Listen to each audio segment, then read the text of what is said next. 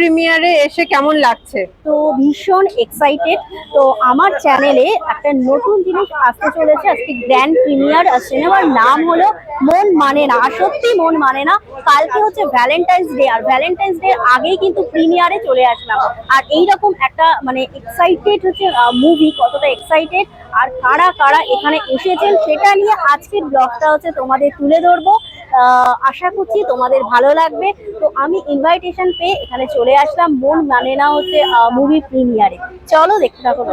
এই ছবিটি ইউনিক কারণ এই ছবিটি কালারফুল। এই ছবিটি নর্মাল মেকিং এর থেকে অন্যান্য অনেক রকম মানে কার্টুন স্ট্রিপস রয়েছে এই ছবিতে।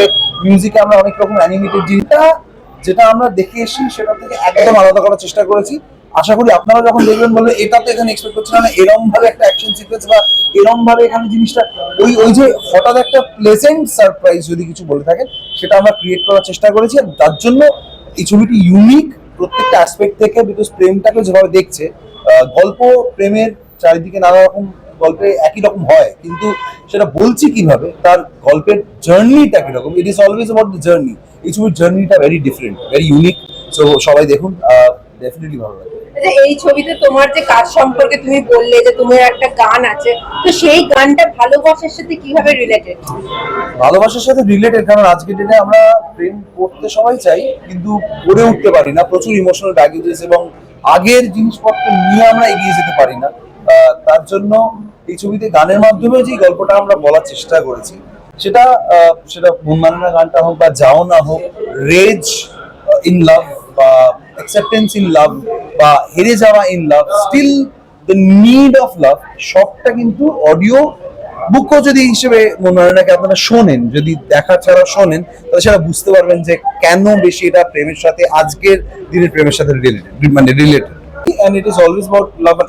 যদি নাই প্রেমের ছবিতে আমি তো অন্য কিছু সেরকম করার জায়গা নেই, কারণ প্রেমটাকে নানা রকম ভাবে বলতে হবে। প্রেমটা যেরকম ভাবে আমরা শুনে এসেছি, দেখে এসেছি, এখানে সেটা আমরা আলাদাভাবে যতটা দেখাতে পারি বা শোনাতে পারি, that was our challenge. And তার জন্যই আমরা এর মধ্যে শুধু কিন্তু কয়েকটা গান আছে বা সেটা নয়, এটা ফিল্ম ইজ ট্রু মিউজিক্যাল অ্যাসপেক্টে তৈরি করা।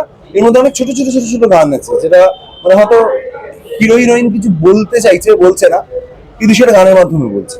এরকম অনেক ছোট ছোট মুহূর্ত আছে, দেখলে বুঝতে পারবেন আপনারা। প্রথমে জানতে চাই যে ভ্যালেন্টাইন্স ডে কালকে, তো সেটার প্ল্যানিং হচ্ছে প্রবাবলি মন মানে না আরেকবার দেখা, যেটা আপনাদের সবার ভ্যালেন্টাইন্স ডে প্ল্যান হওয়া উচিত।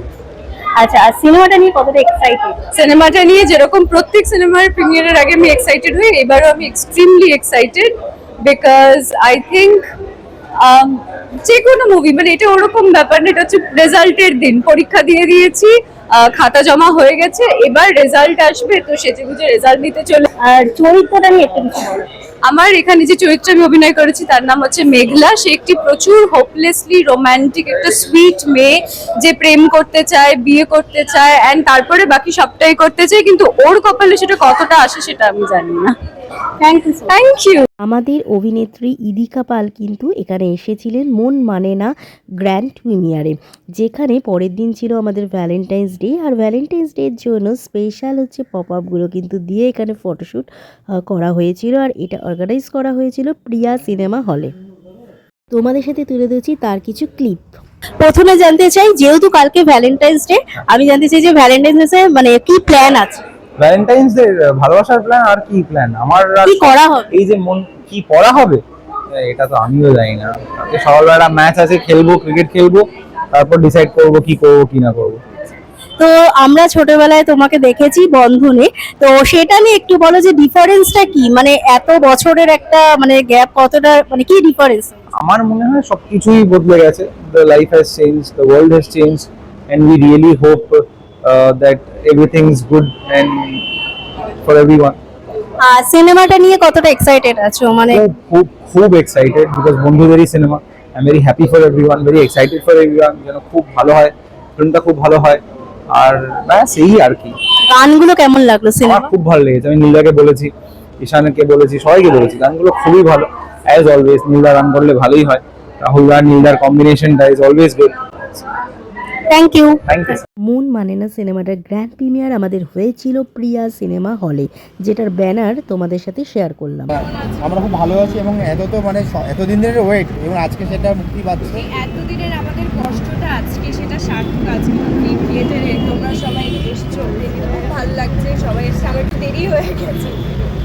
আর কি বলবে মানে যারা এখনো দেখেনি বা টিকিট কাটবে, তাদেরকে অবশ্যই বলবো সবাই দেখো। আমরা অনেক কষ্ট করে অনেকদিন পরে একটা দারুণ প্রেমের ছবি বানিয়েছি, আর এই ভ্যালেন্টাইন্স উইকে সেটা রিলিজ হয়েছে। সবাই দেখবে, সবার খুব ভালো লাগবে। Thank you.